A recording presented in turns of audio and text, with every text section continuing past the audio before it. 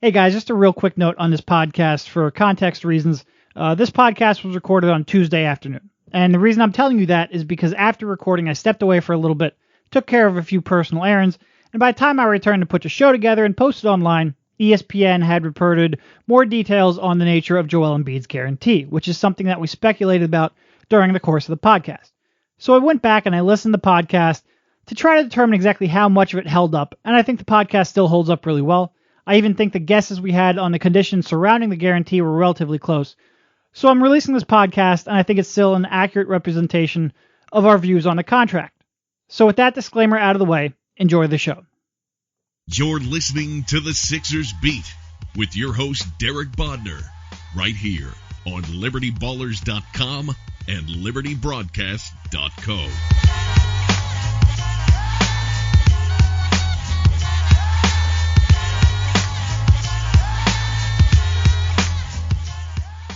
All right, welcome everybody. I am Derek Bodner. I'm joined by Rich Hofmann on the latest Sixers Beat. Doing this one old school style through Skype. These Sixers are away traveling for the week. But real quick, there's a lot to get into, obviously, from Joel Embiid to Markelle Fultz to everything in between.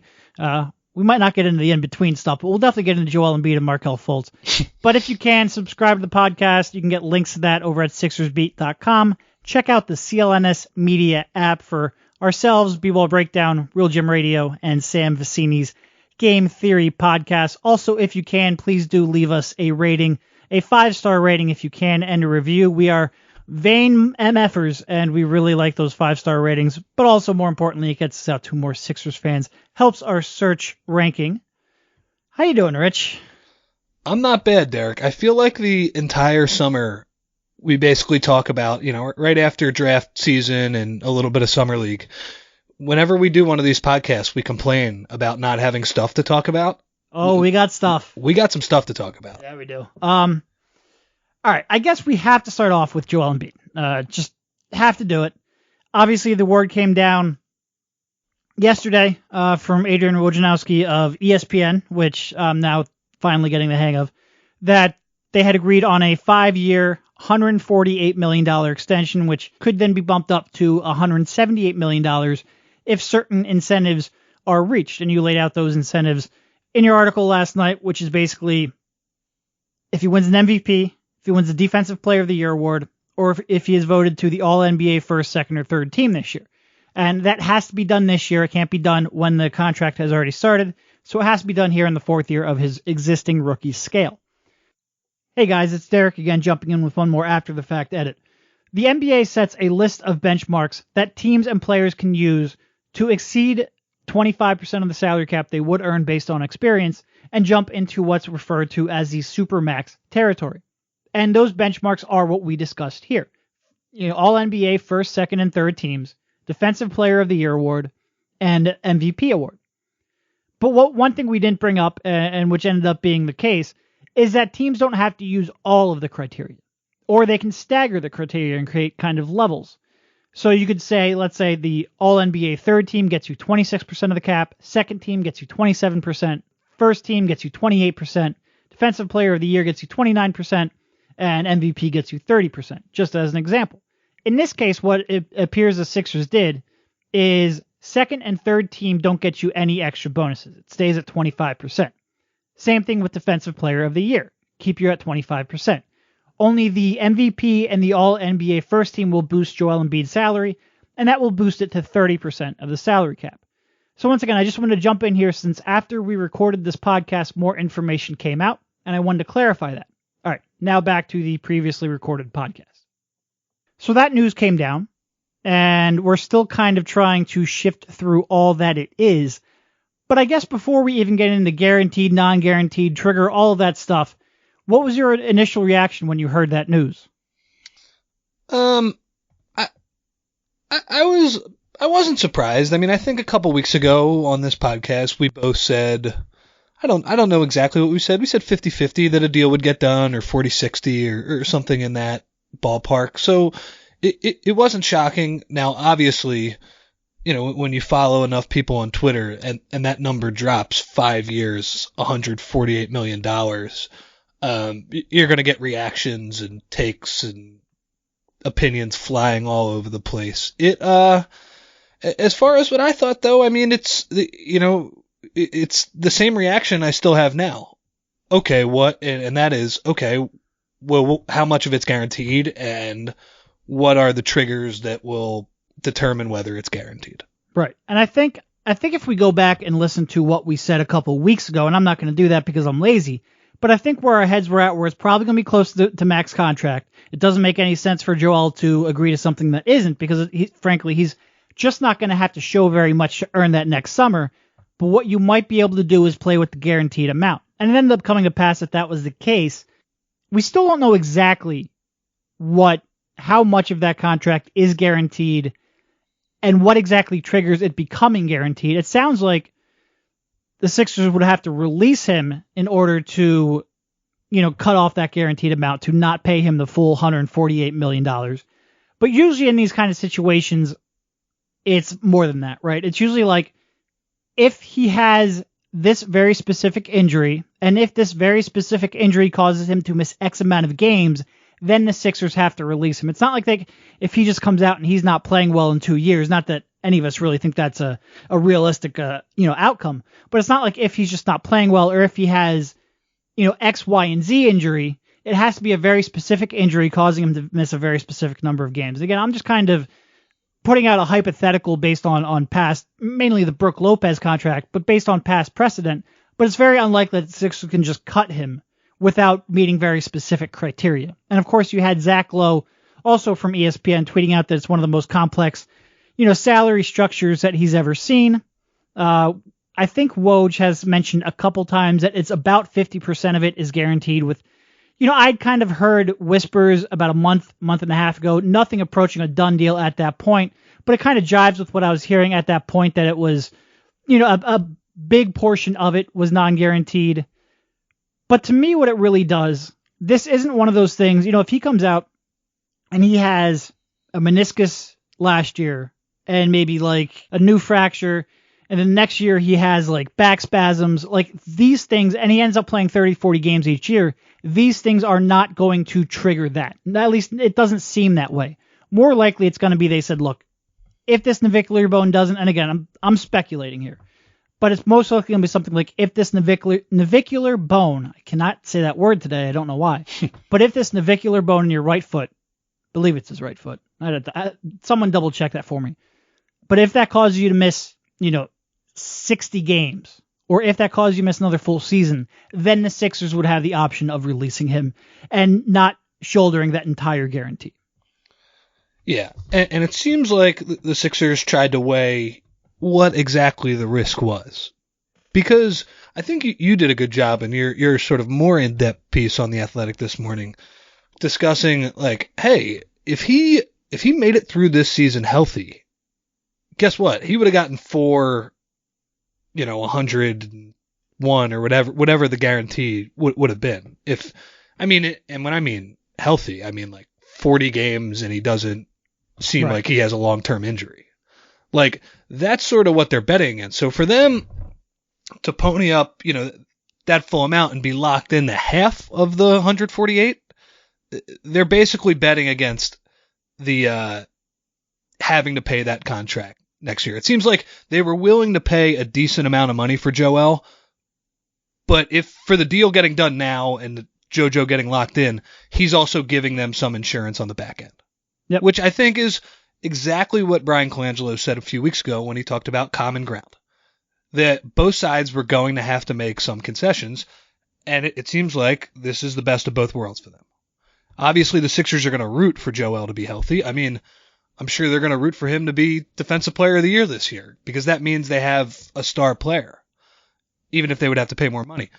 But yeah, if he does get hurt, and if that foot specifically doesn't seem like it can hold up, it seems like they will be able to get out of the back end of this in some way. But again, we're still looking for the specifics on this, and with the way Lowe described it, it sounds like even the specifics of this might be confusing once they're presented to us.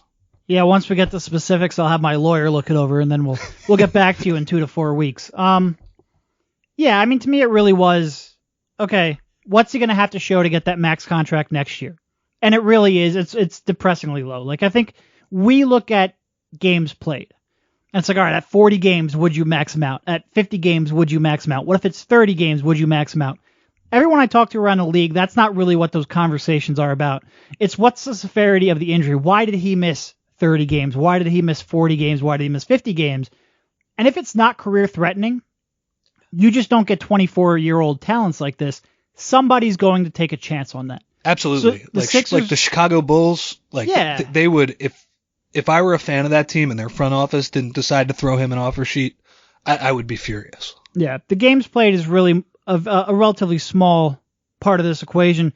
Like, if the Sixers misdiagnose meniscal tear, just a complete hypothetical, I'm not bringing that up for any reason, but if the Sixers misdiagnose a meniscal tear this year, that doesn't make him necessarily any more injury prone than any other meniscal tear in the NBA. So I think it really, the details were really important. But I think basically the Sixers said, okay, look, as long as he gets through this season without a career-threatening injury, then this extension makes sense for us. Then this extension, everyone's kind of looking at this as a risky extension. And look, if he gets injured this year, it could backfire in a big way. But as long as he doesn't get injured this year, this was the last chance the Sixers had of getting him on really any of it not being guaranteed. And the way it was described to me today was that for a max rookie extension, this is the most non-guaranteed that's been included in such an extension. Like it's the, safest max rookie extension in terms of a guarantee amount. And this was really the last chance the Sixers had to get this. I think we were all kind of hoping for a Steph Curry-like deal. And again, just because of how rare Embiid is, I think that may have been a little bit optimistic, but I think that's what we're hoping for.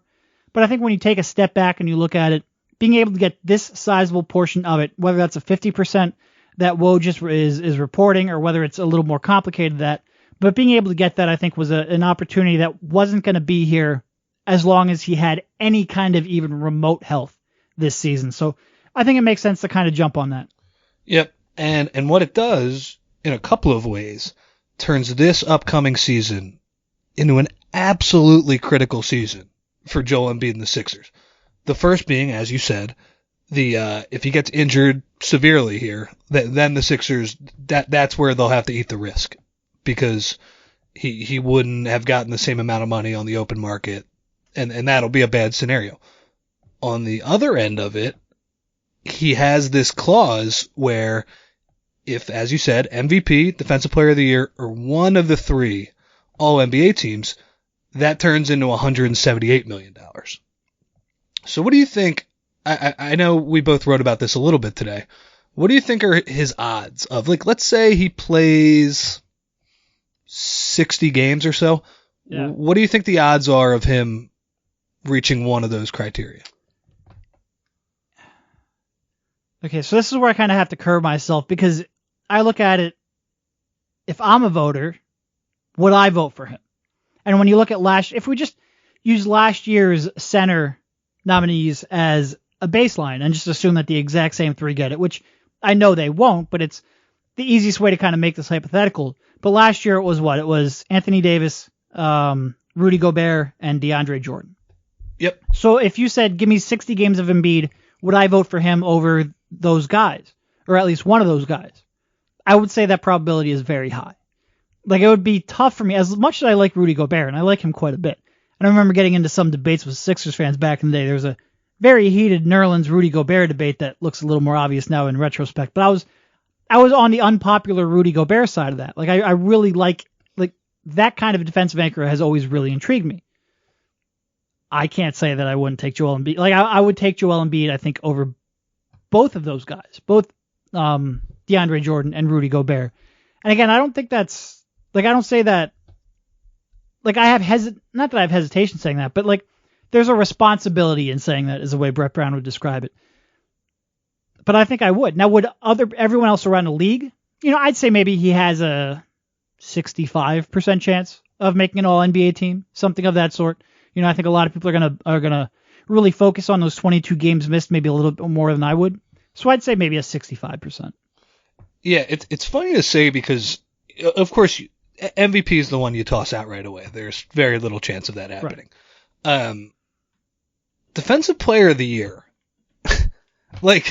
it is a situation where you have to put you have to weigh what the general voting public will think about this, because guess what? If he plays 65 games a year, there is absolutely an argument that he'll be the defensive player of the year. The effect he had on their freaking defense last year, like, if that, he's going to have better talent around him this year. I mean, like, they were defending better than the Golden State Warriors last year when he was on the floor.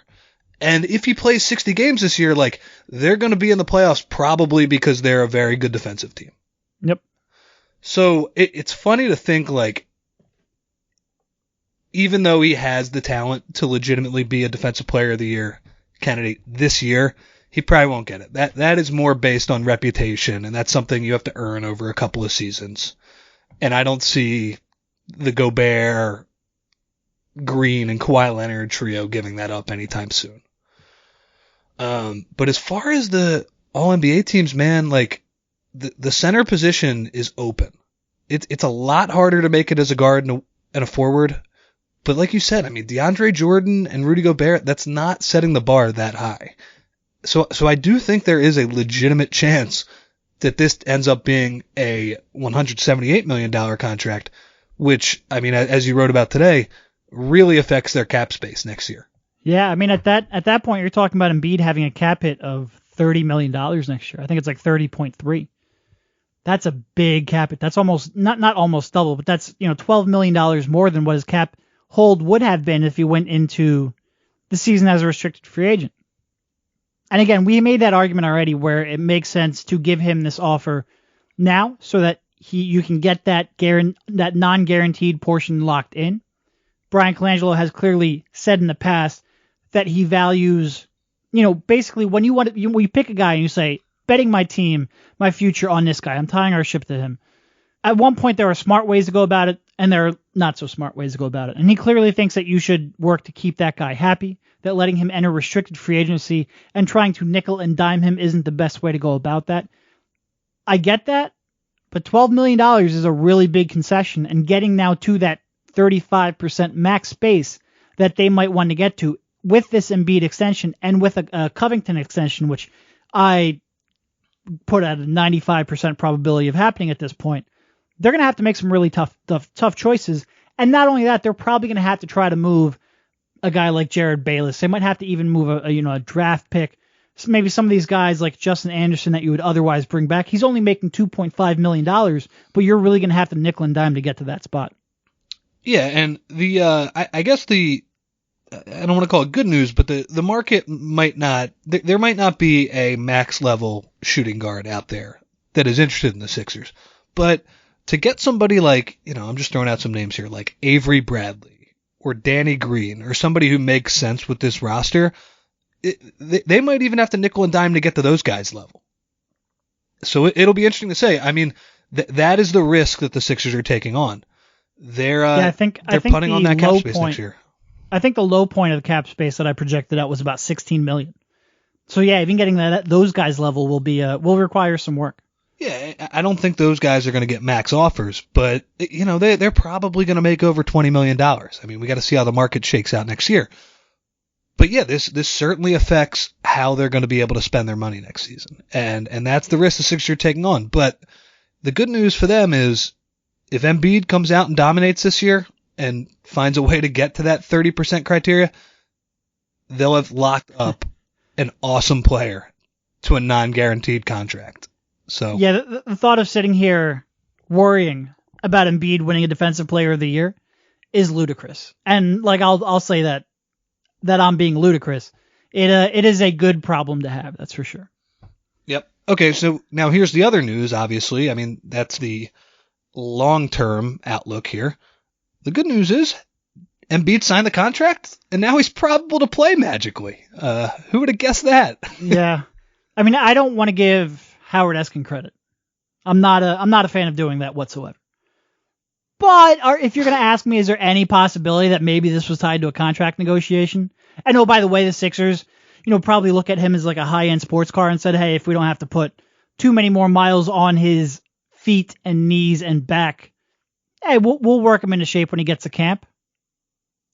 It seems like there was at least a realistic probability of that having been happening. And I know Zach Lowe in his podcast today said Embiid's been healthy all the time. I really do think that there is a big part where the Sixers were just like, look, we'll clear him when he gets to camp. We don't want to unleash him before he gets to camp. We realize that's then going to take a little bit of time to get his fitness base up to the point where we're not worried about fatigue causing an injury. And if he misses a preseason game, 2 preseason games or whatnot, we're okay with that. Again, it would have been nice if maybe they could have articulated that in a little bit clearer of a way. Definitely. So it didn't lead to so much speculation. And if the Sixers are on that end of the argument, then Embiid's camp is like, fine, we didn't really want him playing before a contract extension was worked out anyway. It seems like it worked out for all parties, with the exception of maybe Joel Embiid. But, ultimately, he's got 148 million reasons why it worked out, too. Yeah, and by the way, him coming back is not going to be that's going to be a godsend for this team because they haven't guarded anybody in this preseason. They really need him. I don't know exactly how he's going to look next week in Washington, presuming, he plays a couple of these preseason games and he's ready to go because of the rust factor you talked about and because of his fitness base and everything. But man, they really need a guy who, that guy changes defenses and they haven't guarded anybody with their current roster. So, it's going to be really good to see him out on the floor tomorrow night in Long Island. I'm not sure that game is on television anywhere, but or at least not in the Philadelphia area. Which come on, it's 2017. We got to. First subjecting Sixers fans to Tommy Heinsohn for a whole game, and oh my god. I have to say, luckily, I was only half watching last night's game because I was a little focused on the Embiid news. And look, I'm going to go back and end up rewatching that game. It might end up being on mute, though. I can't take that guy. I kind of like watching him. I'll defend him on this. He really doesn't hide who he is. Like, I think some of these guys try to come off as partial commentators while really just shoving their home team's propaganda in everybody's face. Tommy really doesn't play. Like, he's telling you that he bleeds green and all that. But man, like, in last night's first quarter, I think he complained about 5 calls that were obvious fouls on the replay every time. Like, Ben Simmons getting just drilled in the face on a drive, and he thought it was clean, which is funny. But yeah, getting back to Embiid, the Sixers, if they want to survive this first month schedule, they're going to need him playing at a high level, and getting him back on the floor will allow that to be at least a possibility. Hey guys, we're going to dive into Markelle Fultz's jump shot in a bit, but before we do, a quick word from our sponsor.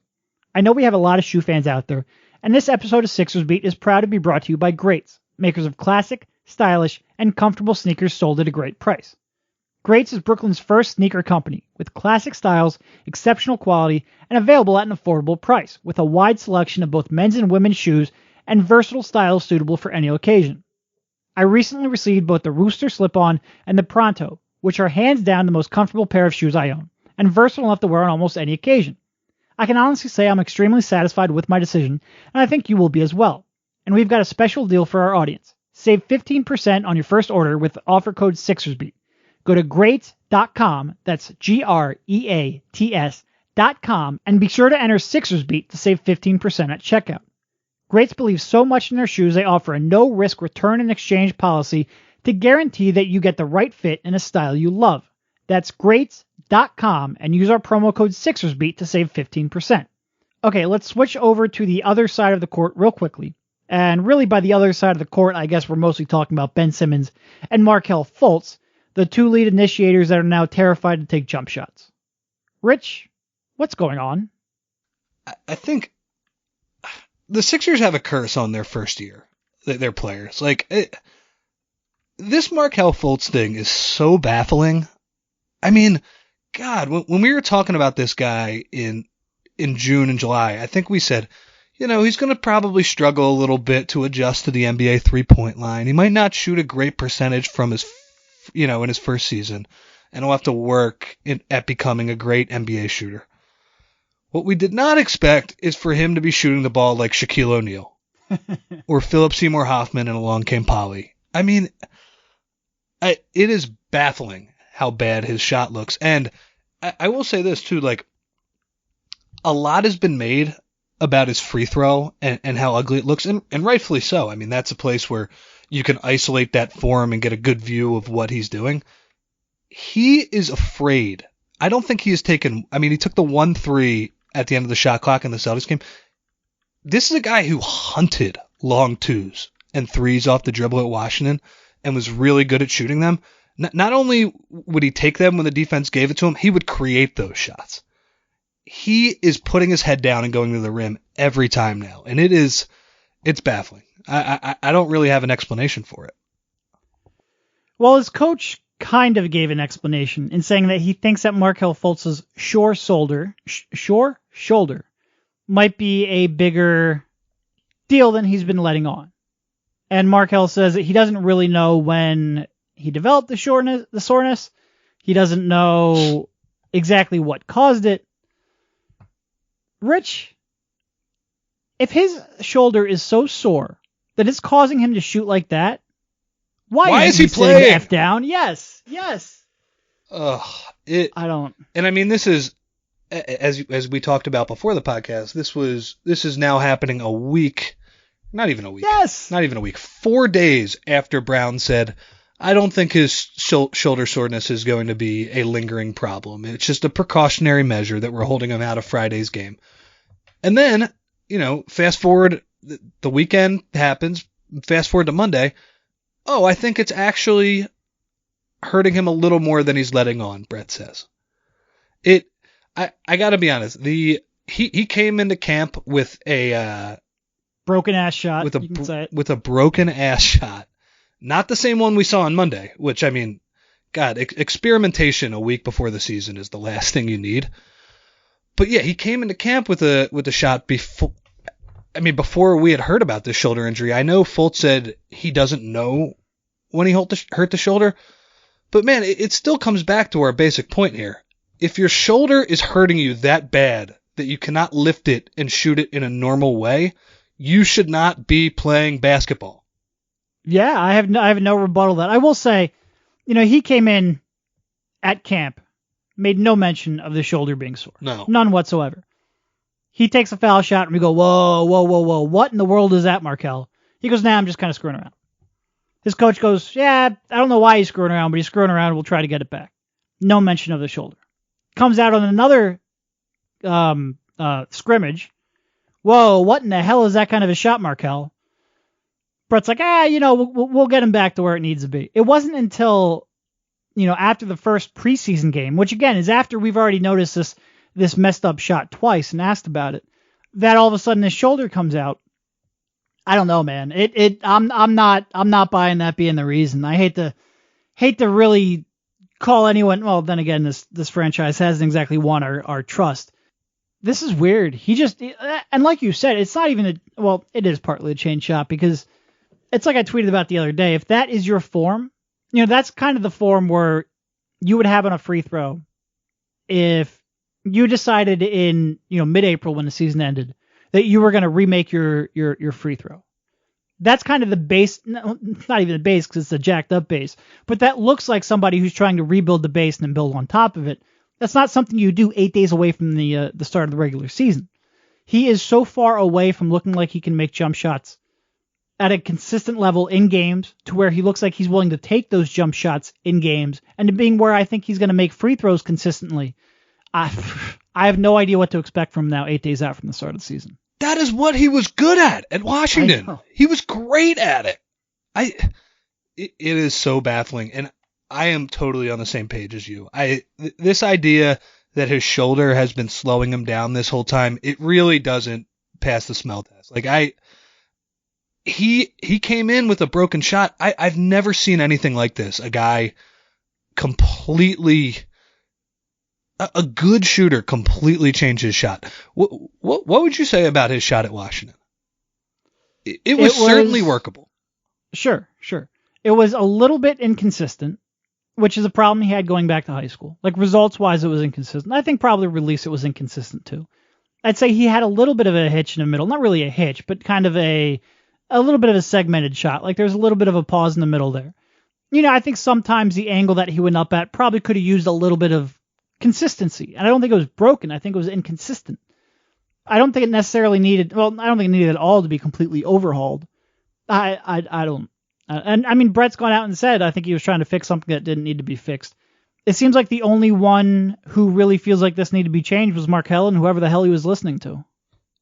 It is so baffling. And I mean, he has these turnovers in these games where he's just driving into players who are playing off of him and not respecting his jump shot. Like, the reason the Sixers drafted him first overall is if somebody played him like that, he has the ability to cross over, take a step back, and knock that shot down. And with this changed shot, I mean, it's just a completely different player. The free throws get all the focus, but he's not confident at all at taking a 10-footer. Like, and by the way, free throws, I know they're a little bit different than your normal shot. You cannot completely overhaul your free throw stroke and have the same shot. It's roughly the same thing. And I just think, the thing we saw last night, the Sixers realized that he had a hitch in his shot. I mean, everybody realized it, but they finally said, okay, we're going to address this. This is ridiculous. You can't continue like this. And I think they, like you said, they brought the ball above his shoulders just to get rid of that hitch for the time being, to try and build off of that. Like, I don't think that would be his final shot in their estimation. I think that's the first step in trying to get it back. But man, if that's what they're going to have to do, this is going to be a painful process trying to rediscover his form. Yep. No, that's not happening in 8 days. It really does. If this didn't start happening before the shoulder injury, I would look at that and go, okay, maybe he's just not comfortable shooting the ball. Sit the F down. But the fact that it was happening before there was any real talk about a shoulder injury, I don't know what's going on. And even if he was hiding the shoulder injury over the summer, think about this. Who would be hurt during the summer and say, okay, my shoulder's hurt. I have time to rest my shoulder in the summer.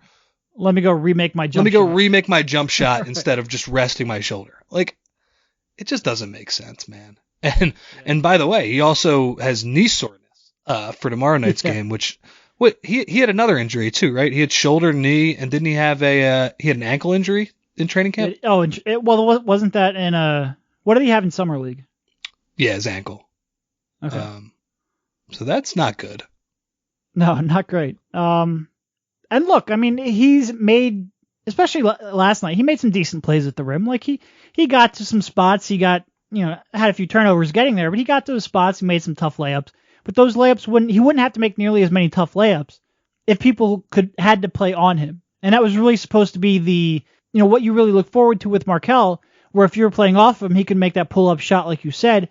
If you're guarding him tight, he could make that spin move and get in the lane and make plays that way. He was and this phrase seemed like it really popped up overnight, and everybody now uses it constantly to the point where it annoys me. But he really was a 3-level scorer.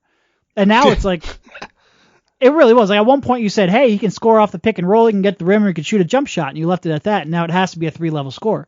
But he was that 3-level scorer. It's frustrating that we are now, like I said, 8 days away from the start of a regular season that for the first time in, half a decade, this team has any real expectations for. And we have no idea what to get for him. And my concern is besides the fact that Markelle won't shoot, and now you have two primary ball handlers who won't shoot, which is a little suboptimal in the space-obsessed NBA. Just a little bit, yeah. A little bit. But you also now have Brett Brown, who, look, we all wonder. And, again, Brian Colangelo has given us no real indication that he's thinking this way. But just a history of human behavior suggests that shit sometimes rolls downhill. And you have a team coming in with real expectations. If they get off to, a 3-10 start, is Brett Brown now going to go, hey, Markelle, go sit on the bench. We're going to get, Jared Bayless in here because at least he'll attempt a frickin' shot. And will that then stunt his development? Not that it's going to stop his development, but is that a less than optimal situation for him to develop in early in his career? And all of this seems to be happening for reasons unknown. It just, I don't understand how he's supposed to regain that shot while playing NBA basketball games. Yeah, it's going to be tough. It's, if this is what your shot is when you play at the speed and against the length that NBA defenses have, you're going to revert to what you know, and that's not shooting the ball right now. And it makes Ben Simmons, who shot 3 for 10 from the line last night, it makes his problems at the line seem like small potatoes. Because at least Ben's hips and upper body are moving in one solid motion. Like, at least his problems seem, if not fixable right away, at least it seems like he's on a consistent path. Yeah. It's just, this is the last thing I expected from Fultz at this point. Like, man, I think we knew he is a young kid and he was going to have to develop his body and stop eating the Chick-fil-A, and he was going to be a bad defender, and maybe it would take him a while to read NBA defenses. I did not expect him to have a broken ass jump shot right away. This is like, I'm not saying he can't get this shot back, but this is so far from an ideal development. I mean, this could set back his whole year potentially. And it's just, I gotta imagine the Sixers are really frustrated. And I wonder if Markelle is too. I mean, God, his shot went viral last night because of how bad it was. I mean, this was a guy who was the top pick in the draft 4 months ago. It just, it's a really unfortunate turn of events. And I think the overlying feeling here is I don't know exactly where they go from here. Yeah, I mean, it's like you said, there were battles we expected to have in camp and at the beginning of the season that were pretty much unavoidable. From the youth of the team, the newness of a lot of key pieces, the tough schedule, acclimating all this together. We expected all of, maybe Joel Embiid not exactly being up to complete speed when the season started. These were kind of problems we expected to have. But Markelle Fultz being flat out scared to shoot was just, and again, that doesn't mean it's necessarily the biggest long-term problem. Like, I still have a lot of confidence in Markelle Fultz, the prospect, and in his long-term future. It was just not a problem I expected to have at this stage. It really wasn't. And that, to me, I think maybe when we step back and we get some time and let this sink in, and who knows? I mean, we overreacted to the Embiid stuff, and here we are. He's going to be playing.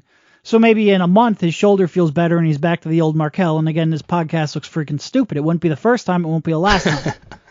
But it is certainly a problem I didn't expect to have. This issue hits close to me too, because in high school I jacked up my jump shot too by working on it just in the incorrect way. I shot thousands of jumpers in my driveway and I screwed up how to use my hips. I was shooting close to the basket, and when it got to the point, it became a segmented shot, as you said, and it took me a year to figure it out. Now, luckily, Markelle is a much better athlete than me and has his whole day to work on his shot, unlike a high school student. But yeah, it's just an unfortunate development. And yeah, like you said, like there's a chance he can work around this, and hopefully his shoulder can get better, and he can get back to the level he was at. But like, I just want to watch a guy who makes people pay for going under screens. And it doesn't seem like the Sixers are going to have that for at least a little while. Yep. All right. Anything else you really want to bring up? I mean, spent a lot of time really devoted to two people here. But frankly, from what we saw the rest of the team the other night, it's not exactly like I'm sitting here dying to talk about them either. No, I mean, it the other night really showed how much they're going to miss Robert Covington if he misses any amount of time. Because we talk about the interior defense, and Okafor was certainly not playing well last night in that regard, and Amir Johnson wasn't helping things either. But man, there are just so many blow-bys on the perimeter, whether it's Bayless or Stauskas they started with Saric basically guarding threes last night. They need Robert Covington really bad, and obviously he's not hurt or anything. They just decided to rest him last night, but the perimeter defense has been rough to watch. I did the observations from that game last night. It was one of those where it was like, I don't know, do you just throw away the film on this one? Because I don't really have any other takeaways except everybody looked pretty bad. Yeah. Yeah, like I said, I didn't necessarily, my focus was divided last night as details of the Embiid extension came out, and when I was focused, it was more like, a train wreck and watching Markelle's jump shot and going, oh my God, how did we get to that free throw shot? Certainly none of the perimeter defenders, like you said, missing Embiid and Covington is a lot to overcome, Luckily, Covington's just rest, and Embiid is playing. Is playing on Wednesday now, which you will be heading out there for. It's a big deal when we start traveling on preseason games, but yeah, it's bad. I think probably the only one I watched last night, I went, yeah, you know what? I enjoy watching you, and you're not frustrating the hell out of me right now. Was Furkan. Yeah, played well. Furkan. Stroke looked good. What was the other thing I was thinking of? Rashawn injury. That hurts. Oh, yeah. We didn't even talk about that. Yeah, I mean, it doesn't seem like a long-term thing, but for now, I mean, I would imagine we're going to see a lot of Amir Johnson. Yeah, and this is going to bring up a real interesting point because Embiid, Okafor has an option that needs to be picked up by the end of the month. And as we just said, getting now to a maximum salary contract, especially because there's uncertainty in whether Embiid will make, 25.2 or 30.3 million, and some uncertainty in how much the draft picks next summer will eat into. That $6 million or so that Okafor is going to make is a real consideration. And if I'm being completely honest, I would be a little bit surprised if they picked that up. Me too. And so now you get to the point where, okay, do you really worry about showcasing this guy anymore? Like, has that ship completely sailed? And do you just write him off as a sunk cost? Because look, if you turn down that fourth-year option, he's now an unrestricted free agent. No matter who has him, the Sixers trade him, the Sixers keep him, he's going to be unrestricted next year. So, I mean, how much can you realistically expect the team to give you when they're not even going to have the right of first refusal for him when he does eventually become a free agent? It's, you're going to trade him to a team who thinks is going to help put him over the top? Like, I don't see that world kind of existing. So it will be interesting, first, whether or not the Sixers pick up Okafor's fourth-year option. And if they don't, whether or not they really prioritize playing him, even if, Rashawn Holmes is out. And does Amir Johnson then get those first backup 5 minutes? There'll be a lot of interesting little roster battles and playing time battles coming up here. Yeah, and I would, if I were wagering on this, I would imagine that they don't pick that up because, like we said, $6 million, that makes a big difference next year. I mean, that clears up space for a potential core piece. And if they thought that there would be a market for Okafor, maybe they would pick up that option just so, they would be able to trade to a team who would theoretically be able to have that right of first refusal. But I think, just from the history of the last year and the trouble that they've had trying to trade him, my guess is now with what the bind that Embiid's contract puts them in, my guess is that they wouldn't pick that option by October 31st. Amazing. The 31 games played out of 246 total, just got $148 million. And the guy drafted to be Embiid insurance is now might not get his fourth-year option picked up. Yeah. Really goes to show you how different of a prospect they are. But all right, I think that's probably about all that I have. Again, the Sixers are on the road this entire week. I can't speak today. Rich will be in Long Island tomorrow, which is a fun place. I have nothing against Long Island. It's just you don't typically travel there for a basketball game. Oh, I've had some bad experiences, man. That's where my dad's family's from. The Belt Parkway. Some of those traffic experiences are pretty rough. Yeah, for sure. Really anything in that general area, the traffic experience are pretty shitty, but at least in Brooklyn, it's really easy to get to in public transportation. But we got the remaining 3 games, remaining 2 games, I'm sorry, both of which Embiid should play. And then we have, really no big decisions then coming up until the start of the regular season because that Embiid contract, which would have had a deadline of the 16th, locked out. So we got 2 more preseason games, hopefully 2 more games where Embiid plays. And then next Wednesday, 8 days from today, we have the start of the regular season in Washington. But all right, thanks for hopping on, Rich. We will talk to you soon. All right, buddy. See you. You've been listening to the Sixers Beat right here on LibertyBallers.com and LibertyBroadcast.co.